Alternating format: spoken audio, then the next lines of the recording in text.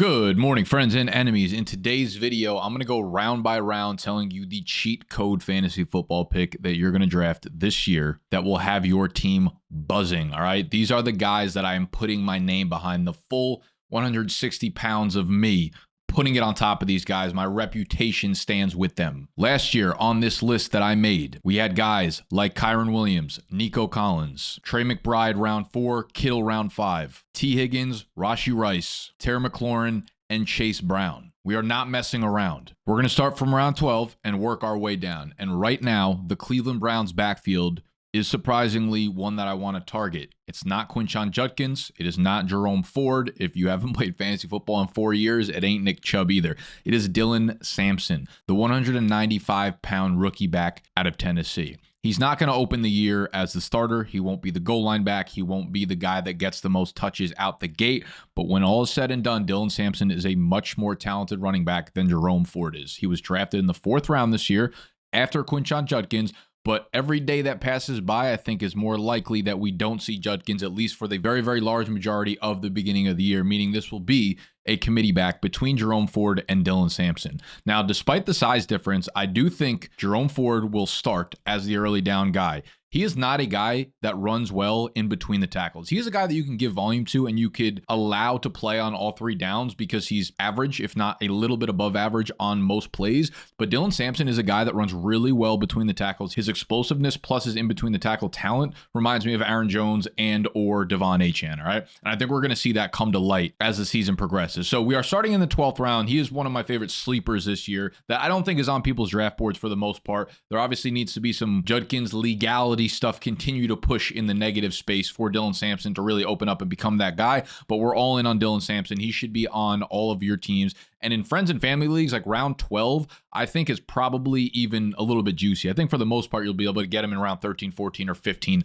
plus. All right, let's move down to round 11. We're going to hit another rookie here, and that is Jaden Higgins, early 2nd round pick out there in Houston, slotted to play outside Nico Collins. So you got Nico playing the X, you got Christian Kirk in the slot, and Jaden Higgins looks like he's the top of the depth chart, looks like he's the clear wide receiver 2 in this Houston Texans offense. We are expecting a bounce back. The reason I'm really excited about this Houston passing game is they get rid of Bobby Slowick and they replace him with Nick Haley. Nick Haley comes from the Los Angeles Rams Sean McVay tree. He's going to be a lot more progressive than what th've seen in Houston in that passing game in recent years. So I love the prospect of Jaden Higgins, seeing the 2nd most targets on this team behind Nico Collins. He is a big 6'4", 210-pound, smooth route runner. He's fast, he's explosive. And we have no idea what's going on with Joe Mixon right now. So with Joe Mixon not practicing, with Joe Mixon, who knows if he's going to start the season, you have a backfield of Nick Chubb, Woody Marks, Darian Goombawale. Like, you're not going to have a solid run game there. You're going to have to rely as much on the passing game as humanly possible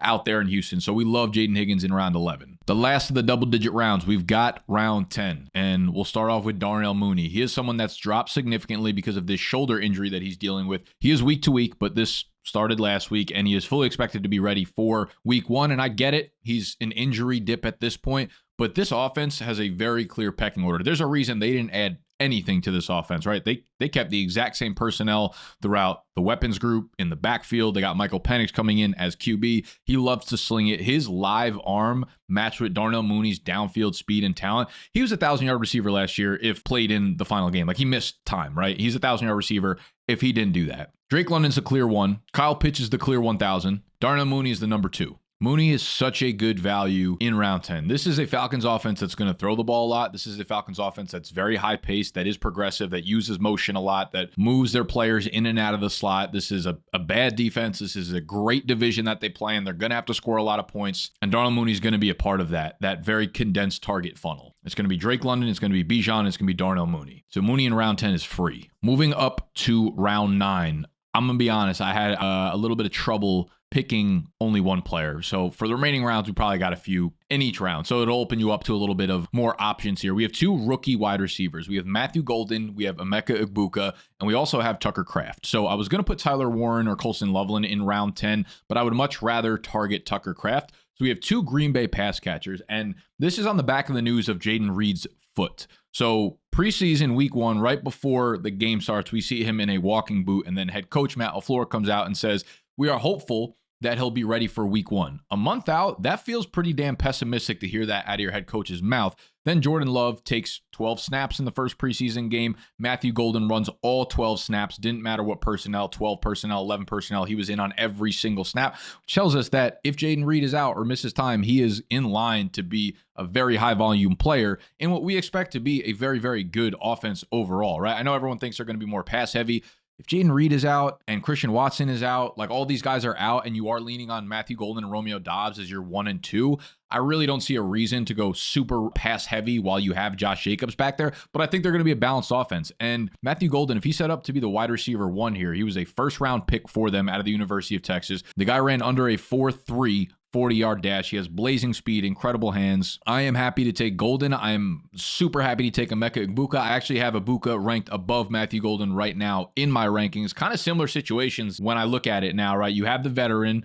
Golden's competing with Doubs. You have Egbuka. This is actually sacrilegious to compare Doubs to Mike Evans. But overall, when you look at the makeup, you have a veteran who's clearly starting and playing a lot of snaps. Then you have another guy who's supposed to be good, a good veteran slot wide receiver, Godwin, Jayden Reed. And then you have both of them dealing with injuries right now. Godwin is looking more and more like he's not going to be ready for week 1, which slides another first-round wide receiver, Egbuka. The more I think about Golden and Egbuka together, they're like very, very similar in terms of their outlook going in. Good offenses, high scoring, opportunity right away, guy in front of them injured kind of thing. Egbuka, first-round pick as well. So everything we've been hearing out of camp, like I don't know that I've heard a positive drumbeat like this for a particular player out of training camp in quite some time, right? So Egbuka is like a premier target of mine. You'll be able to get him in round 8 or 9 in almost every friends and family league that you compete in. And if you want my top 100 rankings, we've put together a cute little cheat sheet for everybody out there. Absolutely free to go get. All you've got to do is download the Pickett app. It will be the first link down below. What that is like a social betting app, basically. You can follow your friends, you could follow me, and you could see what I'm taking right now for season-long stuff. You could see what I'm taking throughout the entirety of the season as I'm playing weekly props and things like that. It's really fun. So you could follow your favorite creators. You could follow all your friends. If you want to go get your friends on it, send them the link down below. Use code BDGE when you sign up and sync one of your books, whether it's MGM or Underdog or whatever book that you use. Sync it when you use code BDGE on the Pickett app, and you will get emailed our top 100 rankings cheat sheet from Pickett for free. If you're not willing to pay for our product, totally get that. This is something I want to give to you guys for free, and the great people over at Pickett are allowing us to give that to you. If you're really in the space and you find that their app is super helpful, they have a pro package as well, which is really, really cool. It has like closing line value and all these other features that are for like experts out there. So go check that out. Pickett app down below, download it, code BDGE. We'll get the top 100 cheat sheet for you. And then I mentioned Tucker Kraft. He's my favorite late round tight end here. Attach him to Green Bay, attach him to an offense that should score a lot of touchdowns overall. Tucker Kraft took a great second year leap last year as a sophomore, 700 yards, 7 touchdowns. I mean, like, it doesn't get any better than that in the second year outside of like those elite options. He's great after the catch. He's great with the ball in his hands. He's an explosive playmaker, and he's used around the line of scrimmage. They give him screens, and I think those just lead to easy touchdowns. So Tucker Kraft's my favorite round 9 target at the tight end position, favorite late round target at the tight end position overall. Moving into round 8, we will have more young wide receivers. We will have some young running backs as well. This is Tyrone Tracy and Ricky Pearsall, all right? Tyrone Tracy is the clear lead back for the New York Giants, while Cam Scatterbo deals with a multi-week hamstring injury. This is just too valuable of time to miss for a day 3 rookie to expect him to have a real impact, at least over the entire first half of the year. Tyrone Tracy was awesome as a rookie too, and it's really easy to just write a day 3 guy off once they have a really good year. But it's not like they went out and drafted Cam Scatterbo in day 2. If he was a round 2 or round 3 pick, I think they would probably have a role reserved for him. But if he's going to miss time and he's not going to get those quality reps throughout summer, where Tyrone Tracy has been the clear one and the clear workhorse in their first preseason game, he took the first 5 snaps, got 3 carries, 2 targets on 5 snaps, and then they rested him for the rest of the game. He is their guy going into the season. Love him in round 8. Ricky Pearsall is another guy I love in round 8. He is set up to be a very big part of this San Francisco 49ers passing offense, and Vegas is all in on them having a major bounce back. Brock Purdy's projections, if you're looking at them in any book going into the year, they are as high as every non-super elite quarterback. The passing touchdowns, the passing yards. The 49ers win total is up at 10.5, which is lofty, but I'm just telling you, don't kill the messenger over here. When you look at Ricky P's outlook going into this year, I mean, you got Debo in Washington now. You got Brandon Ayuk, who's projected to start the year on PUP. You have Juwan Jennings dealing with a multi-week calf strain. I don't know what else to tell you. Like he is entering the year as the clear number 2 at worst for an offense that's expected to take a major jump up. He was a first round pick for them last year by Kyle Shanahan. Kyle Shanahan knew the future of what this position looked like, and he said, Ricky Pearsall is the guy that I want to take over in the Debo role, in the Ayuk role, whatever that case may be. Really likes him, going to get him really involved this year. So Ricky P at round 8 is going to feel ridiculous looking back at it. Moving into round 7, where the draft capital gets a little juicier here, we have 2 guys, Tony Pollard and Rome Odunze. Tony Pollard, there's not much that I need to tell you here. He's a very, very high floor RB2 attached to a number 1 overall pick quarterback that only elevates the ceiling of what this offense could possibly be. And what I think makes this pick really, really juicy right now, and I think admittedly we'll see his ADP pretty significantly rise over the next couple of weeks, is Tyjae Spears just suffered a high ankle sprain, got carted off in their first preseason game. He's obviously going to miss the rest of the summer, possibly into the year. I mean, a high ankle sprain for a running back is something that could absolutely just kill momentum for the entirety of the season, something that lingers for a long time. Behind Tony P and Tyjae Spears, they got nothing going on over there in Tennessee. So Tony P, high floor RB2. We saw his snap count went crazy last year when Tyjae Spears missed time. It went nearly in the 85 to 90% snap range, which is like clear workhorse material that very, very few running backs get. So Tony Pollard and Rome Odunze, I'm very much in on the Chicago offense this year. You got Ben Johnson coming in. You've got a completely revamped offensive line. They bring in Drew Dahlman and Joe Tooney and Jonah Jackson, and they've got tackles that they've put draft capital into. Caleb Williams with Ben Johnson, Rome Odunze year 2, willing to wipe away all that bullshit in Chicago last year with Shane Waldron and all that nonsense that was going on with the coaching. You got a great system that just dominated in Detroit for the last couple of years. I don't know that I think this team as a whole is ready to like compete for a Super Bowl. Admittedly, I'm taking the lower on 8.5 wins for the Chicago Bears. I think by the time they become like a great team, it'll be 2026, but I think statistically this year on offense, they're going to put up numbers. And I think Rome Odunze is going to end up being the wide receiver 1 for Caleb Williams by the end of the year. And I think Rome Odunze in round 7 is going to be one of those picks when you look back at the draft board, like that was a league winning pick for me. So Rome, Tony Pollard, again, I'll give you a couple options there depending on how you have been building up your team up to this point, whether you need a running back, whether you need a wide receiver. For round 6, we've got 1 guy and 1 guy only, and I've been beating this drum for the entirety of the summer.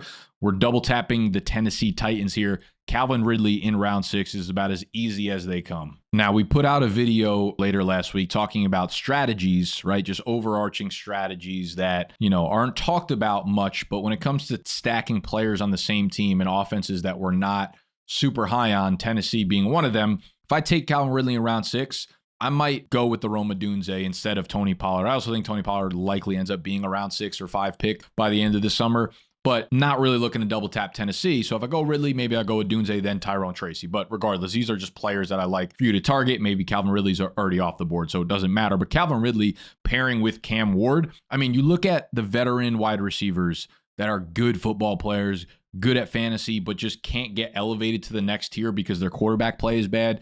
Think about Cortland Sutton last year getting rookie Bo Nix injected. Think about Drake London last year, has his first breakout season, obviously some with Kirk, but had a great end of the season with Michael Penix. You think about Jaden Daniels boosting Terry McLaurin finally to this big touchdown season and him finishing as a top 10 wide receiver finally because he had shitty quarterback play for most of his career.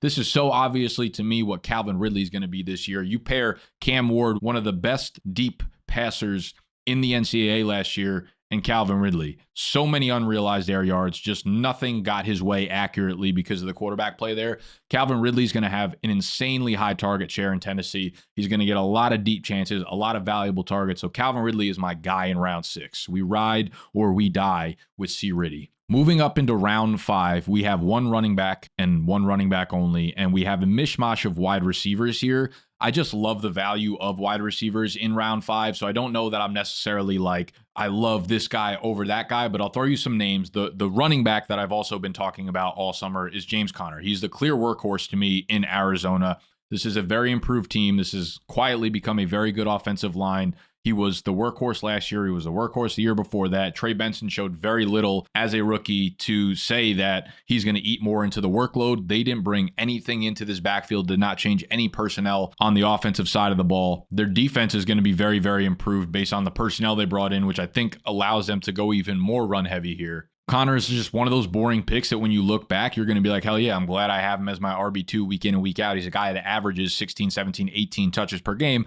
Sure, he misses some time, but go draft Trey Benson at pick 135, at pick 140 if you're that nervous about it, right? Like, it's not like you don't get to play somebody else for James Conner. So I love James Conner in round 5. The receivers in this range, like Rashee Rice feels a little unfair to put here because I don't know what his suspension length is going to be. But Rashee Rice is a guy that I'm absolutely fine targeting in the middle rounds if his suspension is not 8 games, right? If it lands somewhere in the 4 to 6 range, I think he's probably going to be a target of mine in the middle rounds because guys coming off a suspension, they don't need an injury ramp up period. They are usually ready to go. They're staying in shape. They're not hurt. So it's not like their body is less than 100% going into the game. So we love Rashee. The other two I really like are George Pickens and another rookie, Tetairoa McMillan out there in Carolina.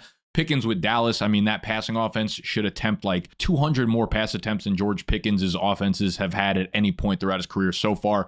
Very talented. No safety top over the top there, which he's gotten all the time in Pittsburgh with CeeDee Lamb also playing on the field with him. And then Tetairoa McMillan. I just like what I've seen from him and Bryce Young so far. First preseason game was very, very promising. You could see the trust just building up there. He's the clear one there. They're going to build their passing offense around him. So that's a guy round 5. Love it. Moving into round 4, we've got 3 players here. We'll just start off with Terry. Everybody knows Terry is awesome. He just continues to drop further and further in drafts with the contract situation. This video is going to go out on August 12th. So no contract situation has been finalized as of right now, August 11th, around 5 p.m. Eastern time. I will say another week into this, if we get around August 18th, August 20th, and Terry's not ready to go with a contract, I'm going to be a little bit nervous. And I'd probably take him off this list. But getting a guy like Terry McLaurin in round 4 feels like literally a cheat code. And on that note, tomorrow's August 12th. August 13th, I will be doing this same exact video again, but my least favorite picks by round. The picks that I think are going to sink your fantasy team this year.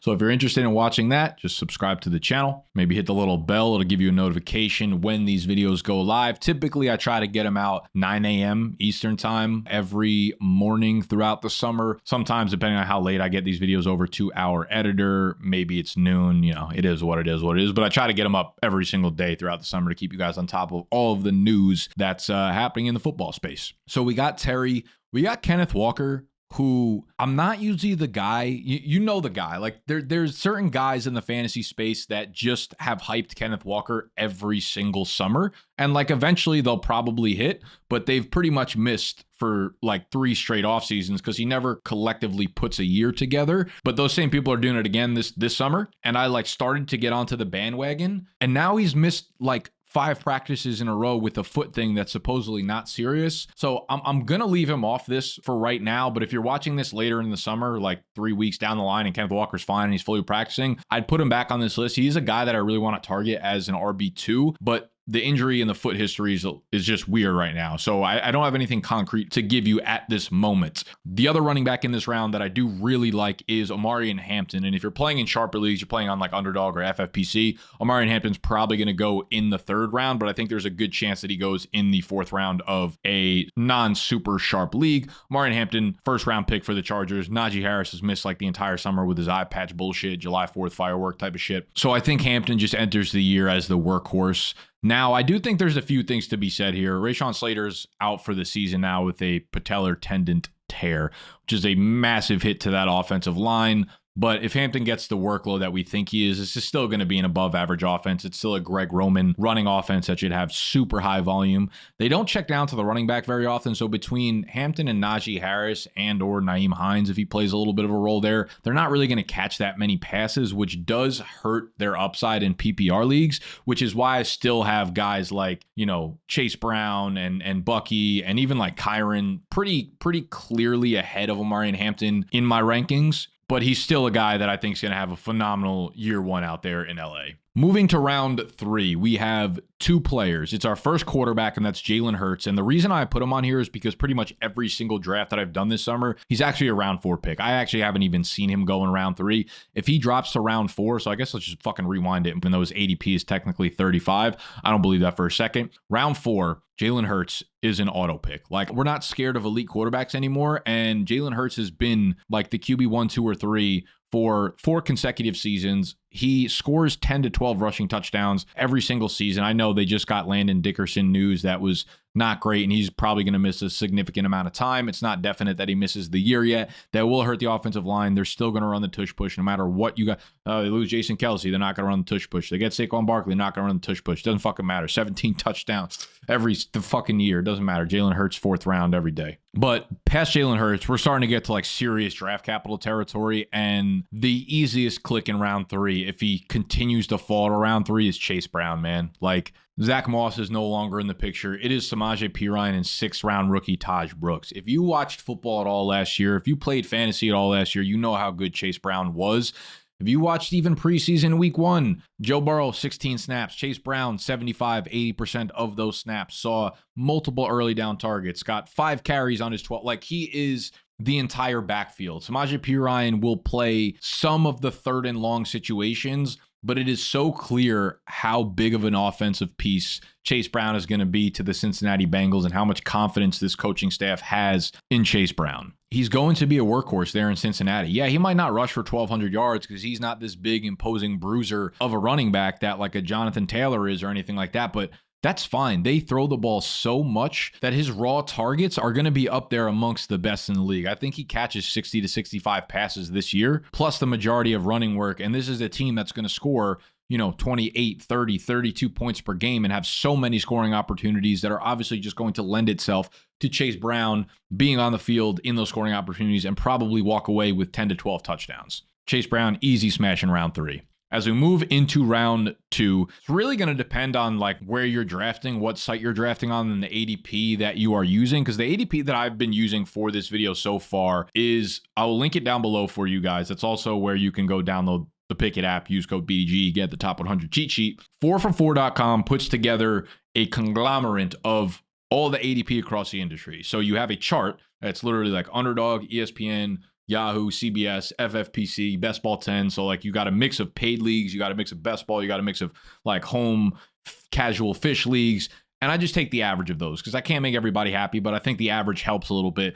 And with the average, the 2 guys that are going in round 2 ADP right now that I think are ridiculous is Devon Achane and Nico Collins. Devon Achane is my RB4. You got the big 3 of, Bijan, Saquon, Gibbs, however you want to mix it up. Devon Achane for me is the RB4. If you get him in round 2, you've won your league. All right. Devon Achane is going to catch another 80 passes. Jonnu Smith, no longer there. Tyreek Hill's off his rocker. He's going down fucking CTEville by himself. Miami shored up the interior of their offensive line. Their tackles are still very much a problem, but I think that's what's going to lend itself to being this easy dump off for Achane, right? He caught so many passes last year.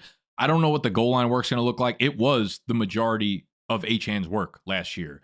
Jalen Wright, I think he's literally a bot. I think the guy has negative vision. I'm very anti Jalen Wright. He's not really that big either. Alexander Madison just suffered a season-ending neck injury in their preseason game. They are looking at Jamal Williams, which I think would actually be a home run signing for them. Just like a great locker room guy that's not a fucking asshole. But yeah, right now they've got nothing back there. They've got nothing but Achane, man. He's going to play so much. He's going to catch so many passes. He's a cheat code in PPR. He really is. He's a guy who's through 2 seasons. In year 1, averaging over 17 PPR fantasy points per game. In year 2, the same thing. He got it done in year 1 on the ground. He got it done in year 2 through the air. However Miami wants to use him, he's going to get you 18 PPR fantasy points per game. He's that good. And his best asset, that breakaway speed, those long runs, did not happen last year because the interior of their offensive line was not good. If those bounce back, Achane could be the RB1 this year. All right. And the other guy in round 2, per this ADP, is Nico Collins. I don't know if Nico Collins is going to drop to round 2 in any real fantasy leagues, but what I will say, I'm not really going to pick a dude in round 1 because, I'm happy with any of the first 12 picks. Like if you're the 101, Jamar Chase is a smash. If you're the 102, love CeeDee Lamb and Bijan and get like, I love all the guys in round 1. So to sit here and be like, this is my guy, I really don't have it. I will say my favorite draft spot is the end of the first round because those wide receivers there, incredible. Like Malik Neighbors, Nico Collins, Puka.